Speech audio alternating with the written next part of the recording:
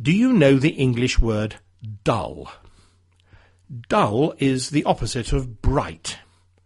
Often it means uninteresting.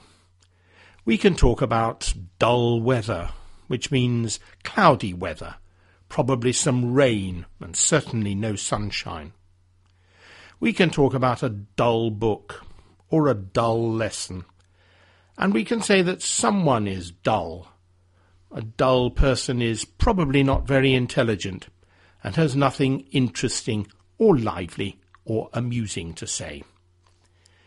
We have a saying in English that all work and no play makes Jack a dull boy. Do you know someone who works all the time and never relaxes and never goes out to enjoy themselves?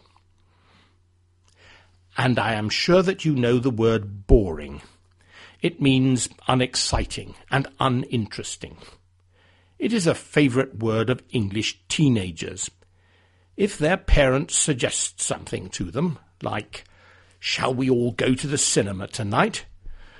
the teenager will probably reply, "Boring," because when you're 15 years old, any activity involving your parents is boring.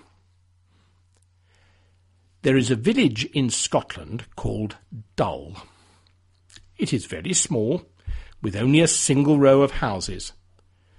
There is a church, but it has not been used for several years. There is a school too, but it is closed.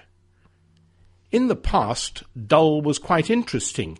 It was an early Christian settlement, and there was an abbey where the church now stands.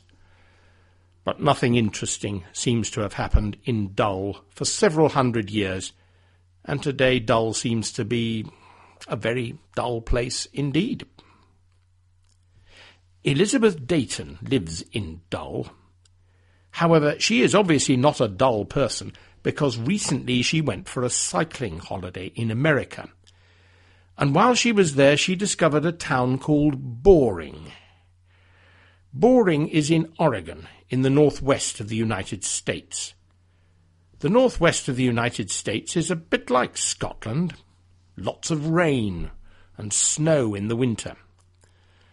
Boring has about 12,000 inhabitants, which means that it's quite a bit bigger than Dull. But is it any more interesting? It has a timber mill and a place where they train guide dogs for blind people. But the railway line closed years ago, and I guess that many of the inhabitants of Boring commute to work every day to the city of Portland, which is not far away. Elizabeth Leighton had the great idea that Dull and Boring should become twin communities. There could be a sign outside Dull saying, "Dull, twinned with Boring," and a sign outside Boring saying, "Boring, twinned with Dull."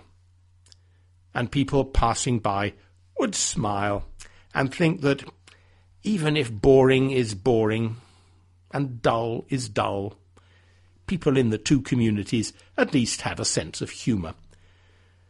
The local authorities in Dull and Boring are now considering Elizabeth's idea. Now, I don't want to spoil a good story for you, but I have to point out that Dull is not called Dull because it is a dull place. The name Dull comes from the Scottish Gaelic language and probably means meadow. And Boring is named after an old soldier from the American Civil War who was called William H. Boring.